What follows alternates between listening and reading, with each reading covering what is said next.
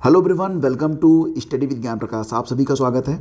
देखो फ्रेंड्स, यहाँ पर फॉर्म करेक्शन के मामले पर जो मामला है अब बिल्कुल स्पष्ट हो गया है। जैसा कि आप लोग जानते हैं कि अभ्यर्थियों को फॉर्म भरने में सबसे ज़्यादा दो जगहों पर दिक्कत आ रही थी। एक CTET वाला मामला था, वो तो बिल्कुल क्लियर हो गया। उसके बाद जो STET वाला मामला था उसमें 3 ऑप्शन थे। पहला ऑप्शन कुछ विषयों को लेकर था, दूसरा ऑप्शन कुछ विषयों को लेकर था, तीसरे ऑप्शन में अदर लिखा गया था। तो बहुत सारे अभ्यर्थी जो थे वो जो उसमें लिखा गया था ना कि एज एग्जाम्पशन वाला, तो जिनको एज एग्जाम्पशन नहीं चाहिए था वे लोग तीसरे ऑप्शन पर आ गए। बाद में BPSC के चेयरमैन जी ने बिल्कुल स्पष्ट कर दिया कि आप उन्हीं विषयों को चुनें जिन विषयों से आपने STET की परीक्षा पास की है। ये आपने देखा होगा, कल की वीडियो में मैंने आपको बताया था।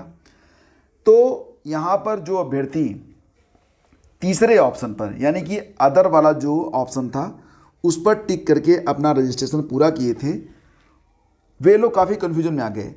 उनको लगने लगा कि उनका फॉर्म गलत हो गया है और अब एडिट का ऑप्शन है नहीं। तो उनको लगने लगा कि अगर हम अपना रजिस्ट्रेशन कैंसिल करते हैं, फिर से फॉर्म भरते हैं तो दोबारा से फीस देनी पड़ेगी। बिल्कुल सही बात है, यही नियम है। तो यहाँ पर एडिट ऑप्शन यानी कि फॉर्म करेक्शन की मांग की जा रही थी। तो उसी पर यहाँ पर जो BPSC के चेयरमैन हैं अतुल प्रसाद जी, उनका ट्वीट आया है। क्या कहा उन्होंने? Other subject confusion was unnecessary and so was the clarification. तो यहाँ पर कह रहे हैं कि अदर सब्जेक्ट वाला जो कन्फ्यूजन था वो अनावश्यक था और उस पर आया स्पष्टीकरण भी अनावश्यक ही था, लेकिन इसे इश्यूड ऑन रिक्वेस्ट ओनली, लेकिन इसे जब आप लोगों ने रिक्वेस्ट किया तो इसे जारी किया गया। Those वे लोग blaming BPSC for late clarification have still not understood that there is no need to amend applications। ध्यान से देखिए, क्या कहा जा रहा है कि those blaming BPSC for late clarification have still not understood that there is no need to amend application। वे लोग जो BPSC पर देरी से स्पष्टीकरण लाने के लिए दोष दे रहे हैं वो अभी तक नहीं समझ पाए हैं कि एप्लीकेशन में अमेंडमेंट यानी कि संशोधन की कोई ज़रूरत नहीं है।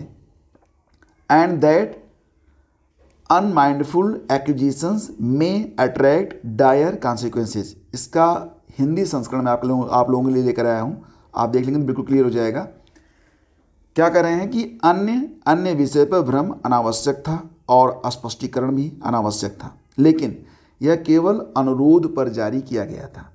देर से स्पष्टीकरण के लिए BPSC को दोषी ठहराने वालों को अभी भी यह समझ में नहीं आया है कि आवेदनों में संशोधन करने की कोई आवश्यकता नहीं है और बिना सोचे समझे लगाए गए आरोपों के गंभीर परिणाम हो सकते हैं। यहाँ पर फ्रेंड्स ध्यान दीजिएगा कि अगर किसी अभ्यर्थी ने तीसरा ऑप्शन चूज कर लिया है और उसको लग रहा है कि उसका फॉर्म गलत हो गया है, तो ऐसा भी नहीं है।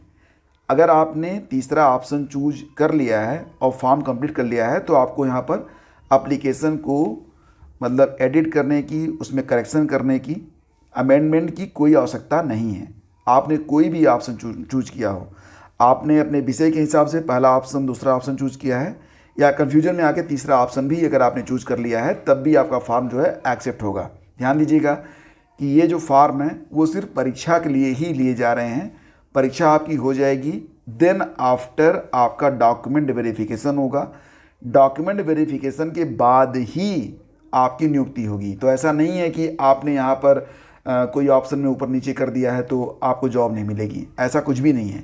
तो ये बात बिल्कुल आप लोग क्लियर कट समझ लीजिए और परेशान मत होइएगा। उम्मीद करता हूँ कि आपके जो भ्रम होंगे बिल्कुल दूर हो गए होंगे।